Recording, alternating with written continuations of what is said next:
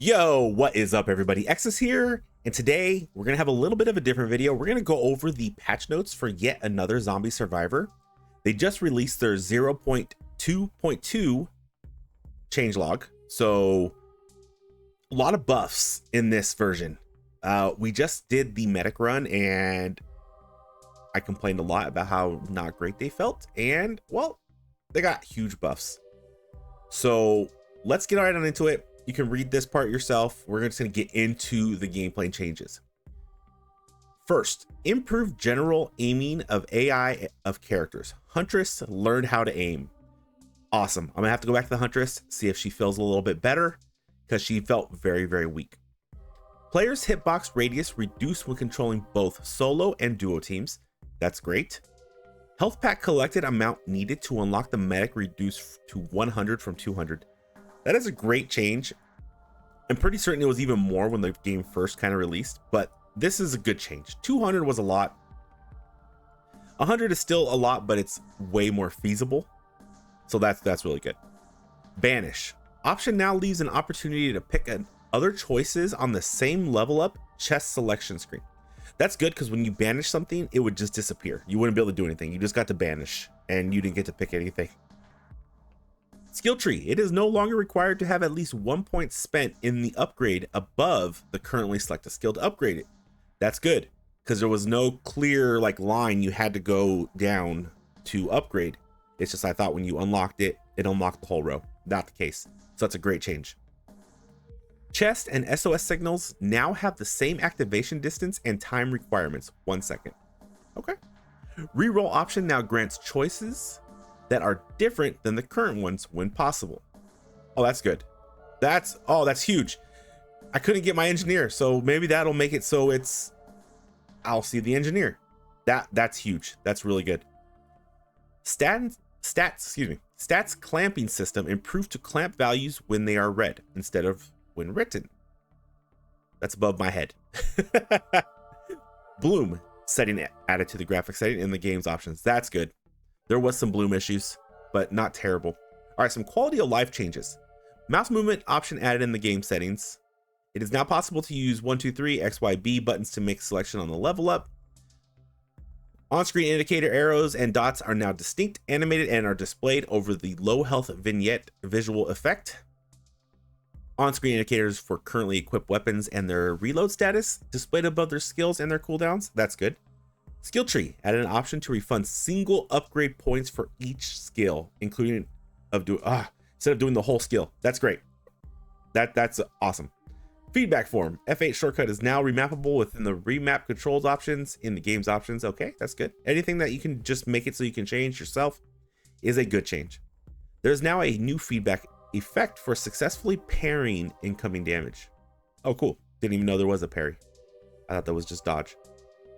Endless mode, a new pause menu option was added, allowing to conclude the run. Okay. Added a confirmation window when trying to quit the current run. Well, that's good. You always want a confirmation. Issue and bug fixes. Remap controls should now properly saved. That's good. It's terrible having to go in and constantly remap things. Random floating boss health bars should no longer appear. Fantastic, because they would just be in the middle of the map for me.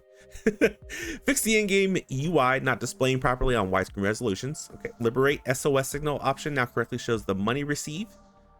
SWAT helicopter strike ability. Helicopter no longer despawns when multiple helicopters are active at the same time. That's good.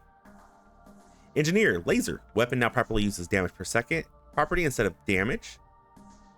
That's a good change, I think. Engineer energy shield ability now properly shows its duration on the level up screen. Medic stim pack ability now works properly. Before it was adding a bonus of 0.25% instead of 25%. Wow, okay. Medic zombies killed by the antidote vaccine effect now properly count as kills done by the medic. Heavy metal item now properly displays 250 HP restored on magnet pickup instead of 50 HP. Healing potion item now properly displays current health instead of health. Lifesteal values are now properly hidden when damage numbers option is toggled off. Localization improvements. Okay. Other minor fixes and improvements. Now we're getting into some balance changes. Global balance improvements. Base critical damage reduced from 150% from 200%. So we got a little bit of a nerf. to critical damage. Freezing effects now slow zombies by 75% from 50%. That's a nice little buff. Exploding zombie damaging area fog radius decreased by 10%. Not sure what that is. Healing option on level up screen has its value increased from 500 to 200, or from increased to 500 from 200. Nice buff. Money option on the level up screen has its value increased from 500 to 3, or from 500 from 300. Good buff. Stone skin power up active duration reduced from 5 seconds to 8 seconds. That is a nerf. That is a 3-second nerf. It's Raining Men achievements. Number of required airborne zombies reduced to 10 from 20. Okay, so a little bit of a easier getting the achievement. It's over 9,000. Achievement time frame has been reduced to 2 seconds from 5 seconds. All right, so specific class balances. SWAT. Leader perk now grants 5, 10, 20% weapon reload speed from 2.55. That's a huge buff. Helicopter strike ability collision box width increased from 12 to 9. So that's a buff. Tank. Leader perk now gives 10, 20, 30 armor instead of 100, 200, 300 max HP. I think that's pretty good. I think armor was underutilized, and I think making it his leader perk is really good. Minefield ability base cooldown reduced from 20 seconds to 30 seconds. That's good. Electric turret ability cooldown reduced to 15 seconds from 30 seconds. That's great. Electric turret ability now increases its range on level up instead of cooldown. Oh, that's actually not bad though, because you can just get cooldown from items and your passives. Nice. Huntress Eagle Eye ability now also grants 10% critical damage per level. Wow. So you're getting critical strike and damage per level. That's a huge buff. Huge. Explosive arrows and freezing arrows weapons now increase fire rate. That's good. I hadn't gotten those yet, so that's just great. Explosive arrow weapon projectiles now explode after 0.75 seconds from 1 second. That's a buff. Ghost Kunai ability reduced to 5 seconds from 10 seconds. That's great. Critical protocol ability now grants 35% critical chance, so that's reduced from 50, but you also gain 50% critical damage. So it's kind of changing the power of it from chance to damage, which is not a bad thing. You're losing only 15% critical chance, but you're gaining 50% critical damage. So here's the big buffs. Medic. Antidote vaccine effect strength increased by around 15%. Handgun weapon base damage from 45 to 30 from 35.